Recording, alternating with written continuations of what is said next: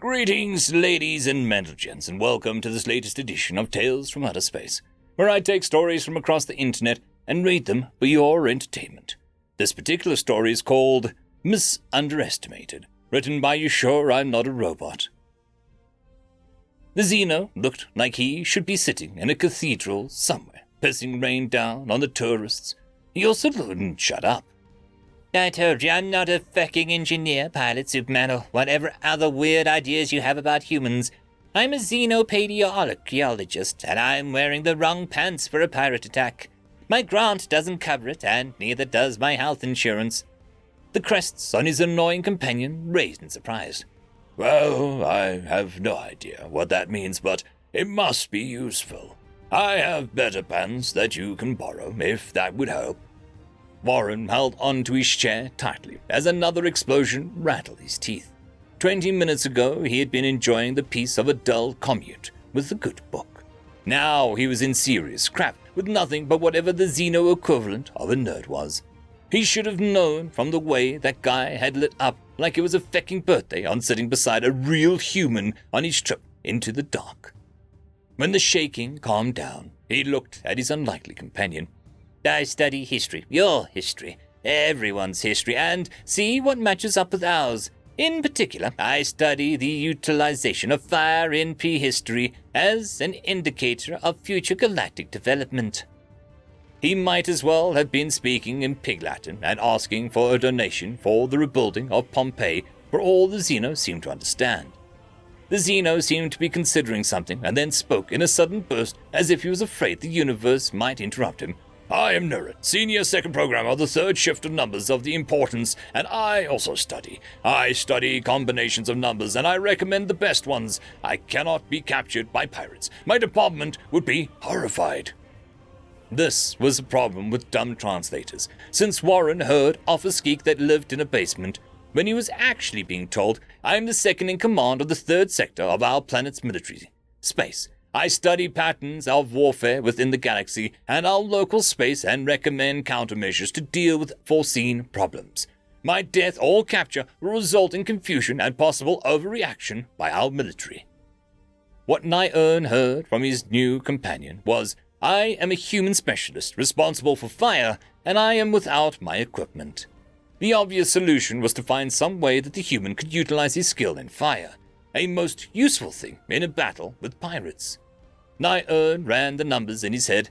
We are on a civilian ship from the Intec people. They make poor ships but cheap. Since your people stopped their previous activities, I must think that you are the unfamiliar with the importance of things like escape pods, since we have not been offered one. My projections include that the ship was probably retrofitted from a pirate vessel. Do you concur? Warren looked around the slightly squashed cabin and took in a wild guess. Sure, why not? If these guys were pirates, then either they are still working with them, or they might have held onto some of the systems they used to use. No one gives up firepower if they can help it. I'm not sure how that helps us. Nyeern added this to his numbers. I concur. It is a most useful insight. We have just under 18 minutes before the ship either surrenders to the slavers and thieves, or fails completely and explodes. So I suppose we seek to take immediate control of the vessel. I have sufficient understanding to undertake to pilot the vessel, and you will be responsible for finding and using the weapons you believe that they have concealed. Do you concur? Warren was still struggling with 18 minutes until we die, when the Xeno grabbed him and pushed him forwards towards the door.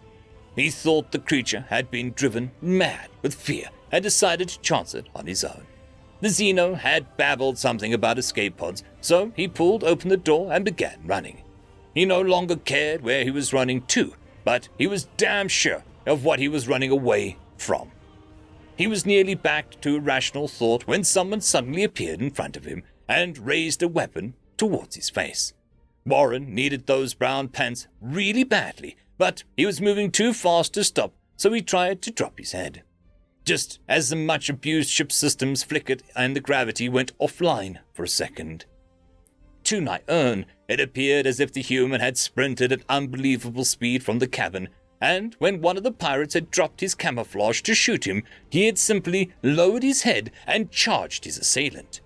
He watched as the pilot shattered as the human seemed to fly into him, its weapon thrown wildly and his armor crushed against the corridor wall. He hurried to catch up. Warren took the blow to the head badly and felt blood begin to trickle into his eyes. Without thinking, he pushed the blood away and leaned down to the Xena that he had crushed into. Crap, he couldn't help him and didn't particularly care, but he thought that he shouldn't leave a creature with a weapon. He himself had never used one and had no idea how the thing worked, but maybe he could give it to someone in authority. Later, he began running again with the gun forgotten in his hand as the blood and pain narrowed his eyes. How fecking big was the ship? The escape pods must be near the pilot. It made no sense otherwise. Remarkable, Nyern said to the dead pirate.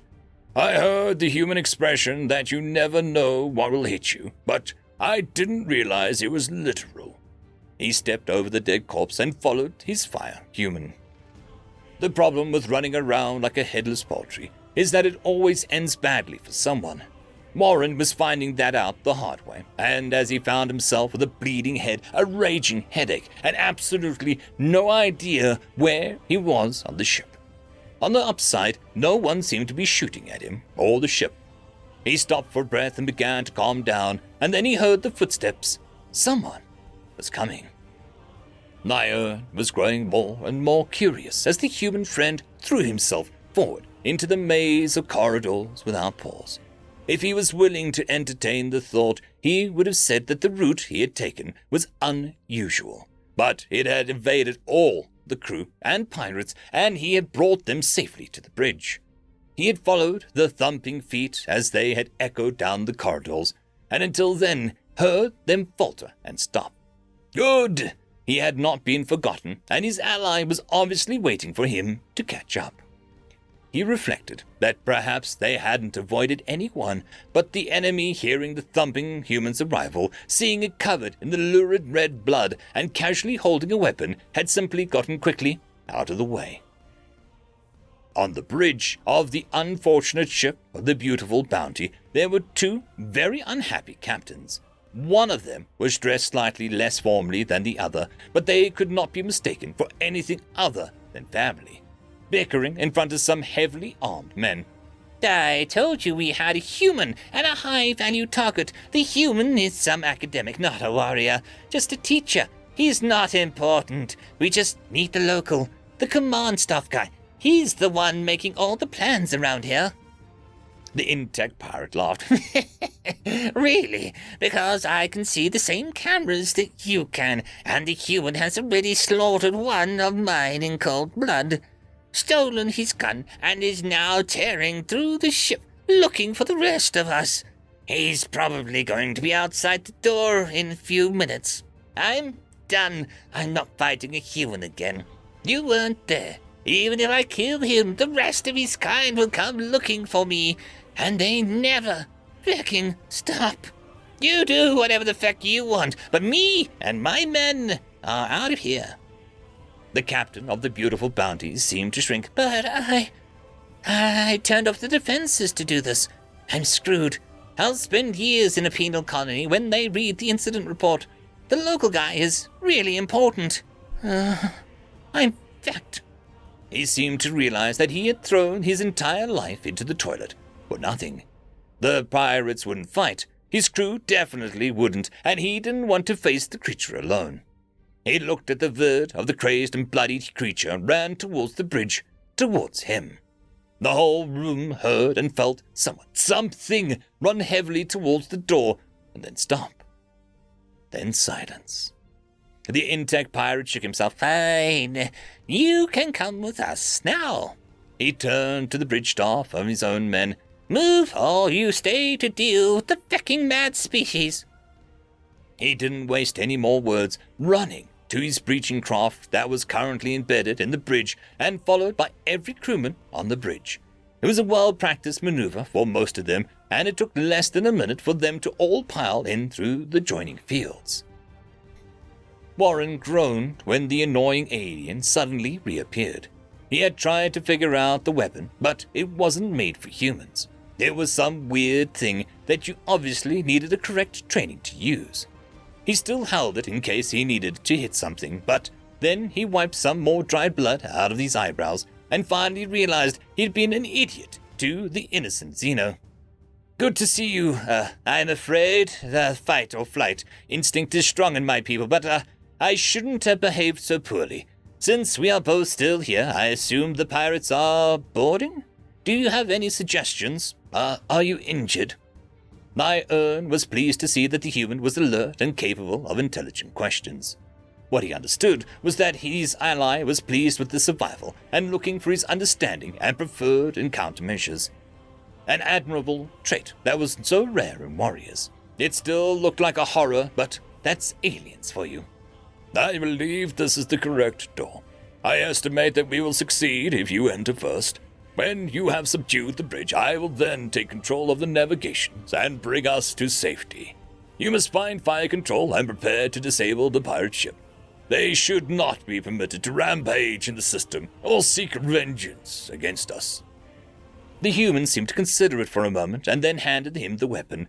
Of course, he was probably feeling protective. This was a trait that he had read about in his intel reports of the species. They must be bonded in the human's mind. Well, that was slightly embarrassing. Warren looked at the gun and gave up. He handed it to the Xeno. Maybe he had seen them in the movies or done basic training.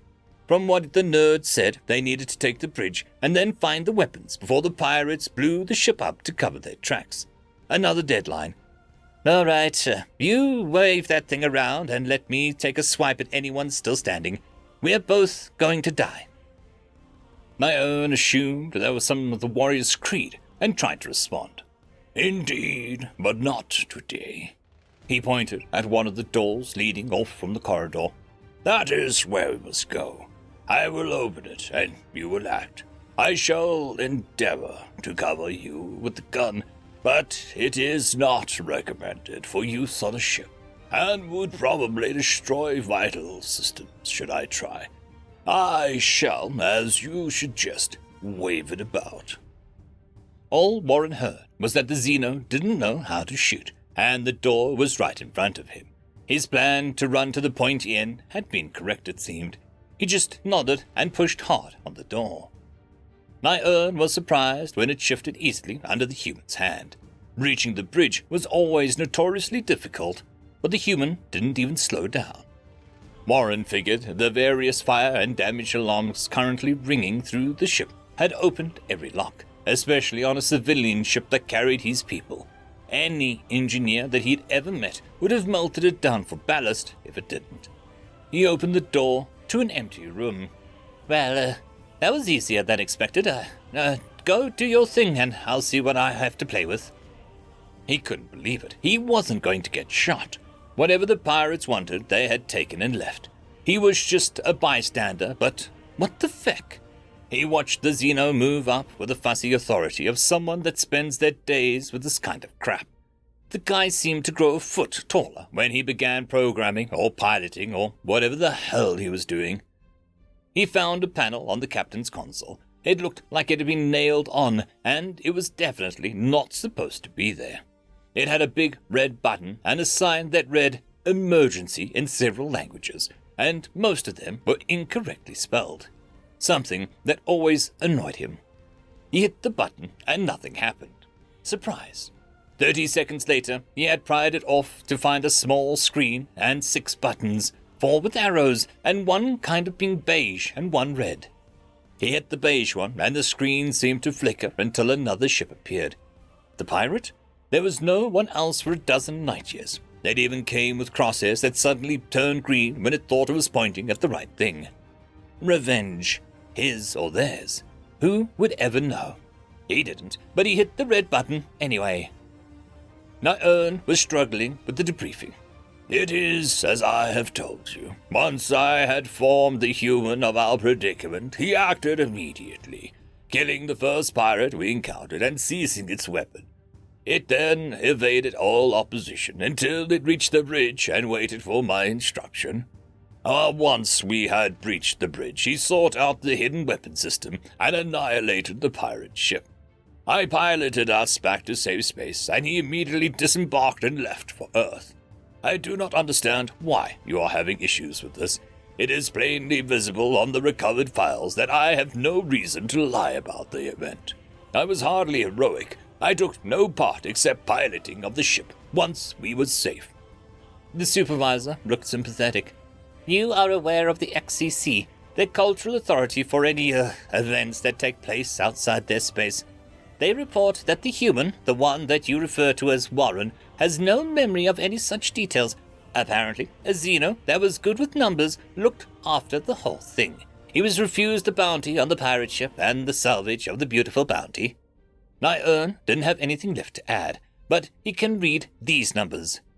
The supervisor continued. The XCC have sent us the documentation signing any and all such claims to you. If the vast amount of money wasn't enough, the humans have also offered you a free transport and employment should you choose to move to their space. You cannot work in intelligence for us when a foreign power is taking such a close interest in you. The supervisor stood up, and Niern shakily followed. It is in the opinion of this commission that you will be transferred to the Xeno Relations and provided with a rebuilt beautiful bounty as your ship. Your captain's papers and license have been issued along with the bounty on the pirate. Your ship will remain in the control of our fleet until your retirement, and then will pass to you.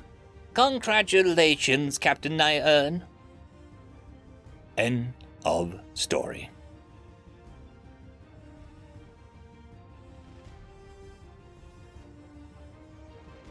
I'd quickly like to thank the T5 channel members and patrons. Caspar Arnholtz, Cam Maxwell, Lord Azrakal, Dragzoon WRE, Holly Sister, Ambrose Cattell, and Quantum Wednesday. Thank you very much.